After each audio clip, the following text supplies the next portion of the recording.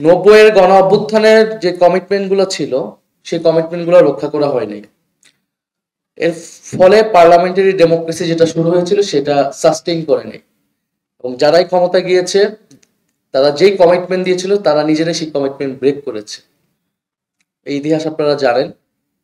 এবং 2008 সাল থেকে তো আমরা এখন যে গণ অভ্যুত্থান 2024 সালে তৈরি হলো, এই গণ অভ্যুত্থানের কিন্তু অনেকগুলো আকাঙ্ক্ষার জায়গা তৈরি হয়েছে দেশের অর্থনৈতিক, রাজনৈতিক, সংস্কারের জায়গা থেকে পরিবর্তনের ফলে।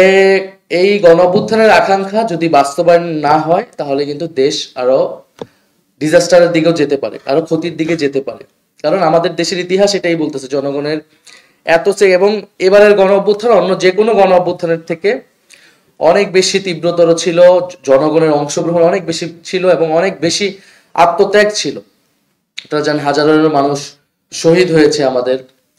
ফলে এই আমরা এই কথাগুলো আমি বলতেছি যারা আপনারা এখানে আছেন এবং যারা শুনছেন, যারা দেখবেন, আমরা যদি এই জায়গাটা স্কিপ করার চেষ্টা করি তাহলে কিন্তু আমরা কেউই আসলে সেই এই জায়গাটাকে স্কিপ করে আমরা ক্ষমতায় টিকে থাকতে পারবো না।